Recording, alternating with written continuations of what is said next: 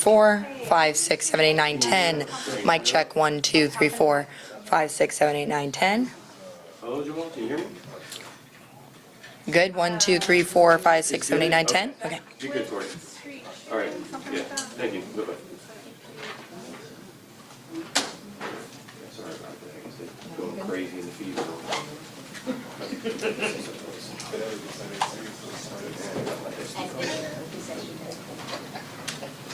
Is everybody down with this? Give me one second. I might check all that down soon. Okay, awesome, thank you. They have it, Alex. Cool, I just got their message.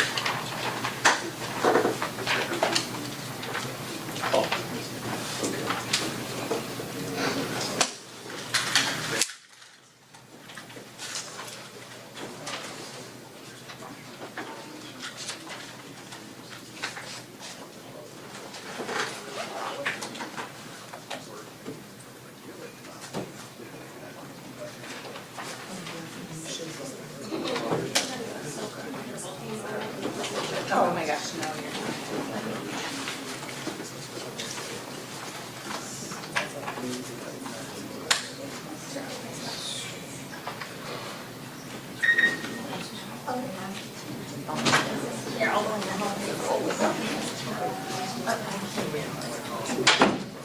I'm streaming now, Dave.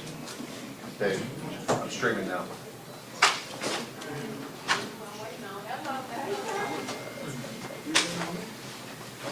You down with it? Yes, sir. Thank you. And everyone make sure their phones are silent. Check your phone, make sure your phones are silent.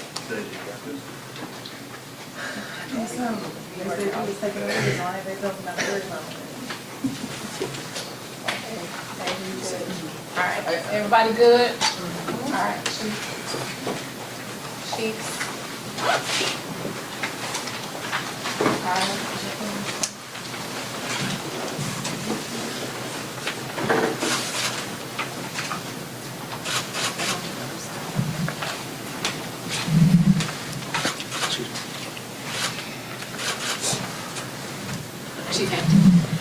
All right, good afternoon, Deputy Chief Charles Hampton Jr. Before we start about the update, I'm going to let the Chief of Clark Atlanta University just offer some condolences initially, and then I'll come back to the podium and talk a little bit about the case and the update that we have. Chief Great. Williams. Thank you. Hi. Chief Williams, Clark Atlanta University, Chief of Police and Associate Vice President. Good afternoon. Clark Atlanta University continues to grieve the death of one of our students, Mr. Jatonne Sterling. A candlelight vigil was held yesterday on campus, planned by our Student Government Association and other Clark Atlanta University students with support from the university. Clark Atlanta University increased counseling services to support all of our students as they process this unfortunate occurrence. Again, we will continue to work with the City of Atlanta Police Department as part of our collaboration regarding the safety of the Clark Atlanta University campus and its surrounding areas. We offer our condolences not only to Jatonne, but our baseball team and his friend and the entire Clark Atlanta University campus. Again, I'll echo our condolences as well to the family of Jatonne Sterling. As everyone knows, on Tuesday afternoon, we responded to the area of the 800 block of Beckwith. We actually got the call from Clark Atlanta Police Department, and when we arrived, we found Jatonne deceased from an incident. What we know about that incident is that Jatonne knew the individual and who we now have warrants out and who is in custody recovering from his injuries as well. We know that there was some correspondence prior to on Tuesday and even as early as Tuesday morning. And so again, the work of this fine detective behind me, we were able to identify the perpetrator, Keontae Holloman Peoples, 25 years of age. He was charged with murder, felony murder, aggravated assault, and a couple other charges. But again, we're here also to let the community around our AUC Center. This was not a random homicide. I know the students are alarmed, but anytime we have any homicide like this, we try to let the community know we're on top of it. But unfortunately, Jatonne knew this individual.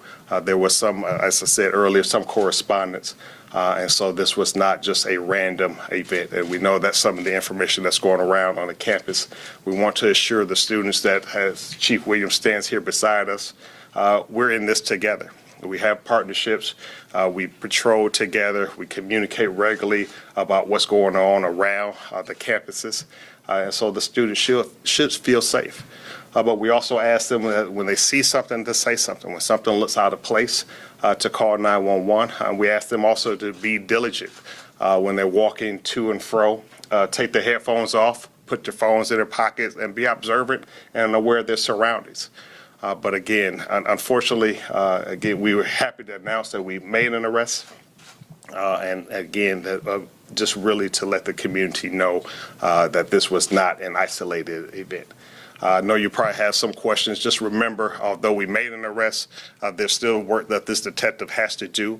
We won't go into a lot of specifics because, again, there is an opportunity that the suspect has his day in court.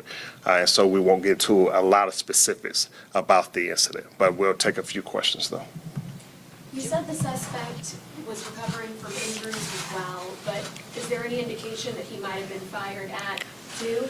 Yeah, we know that there was an exchange of gunfire, and like I said, but it's still early to figure out. I'm sure the follow-up question is who had weapons, who shot who, and again, it's still early on to identify. There is another individual that we know that was in the car, so we're asking the community if they heard or know anything else about that individual. We know it is a male.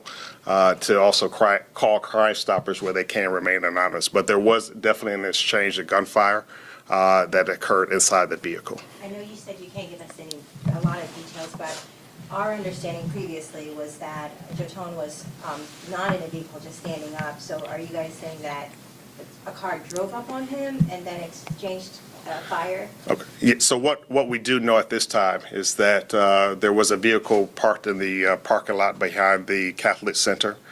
We know that Jatonne got inside that vehicle.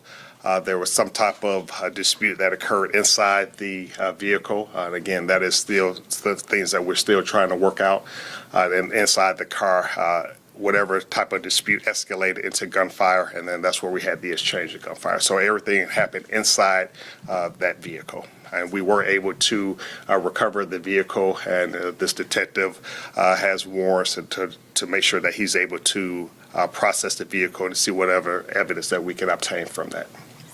Is the suspect a student of the AUC Center, or do you have any information about it? No, all I know is he's a 25-year-old male, criminal history out of 2 different states, but he is not a student at the AUC Center. Can you spell his name for us? We'll provide that to you, yes. Tori, last question's for Tori. Yeah. I feel like you've answered mostly everything. Do you have a description on the car that they were in?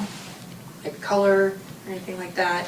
Yes, it was a white Toyota. White Toyota. I just have one more question, sorry. All right, Justin, we missed you, so then Justin and Bo Beth, and that will be it. Thank you. This is for Chief Williams.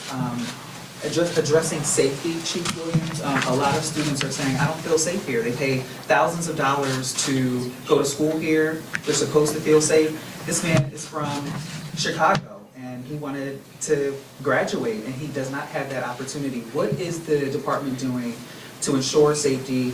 Are you guys beefing up patrols? Are you adding security cameras? What are you guys doing to effectively make sure that students feel safe? Okay, we do have security cameras in the areas around the campus, not only around the campus, but also around our surrounding streets. And the collaboration that we have with the City of Atlanta Police Department, as well as Fulton County, has increased patrol around that particular area, around the campus. Because as you know, Clark Atlanta University sits right there in the middle of Zone 1, which is what we call an open campus. So in order for our students to feel safe as they're walking from our main campus in the openness of Clark Atlanta University, the AUCC, we do have increased patrol and collaboration, not only with the City of Atlanta and Fulton County, but our other AUCC partners as well, because there are 5 different entities within the AUCC, the Atlanta University Center Consortium. Is there any reason to believe that the other individual that you guys are looking for may have also known him? At this time, it's too early to tell, but we do know that there was some communication between the individual that we have in custody. I'm sorry, I just thought of one last one. In following up with what you said about the increased patrols, any changes being made to the alert system that's being sent out to kids about incidents that are happening in the area too? Yes, when there's an incident that affects our campus directly, an alert goes out not only to our students, but to the CAU community.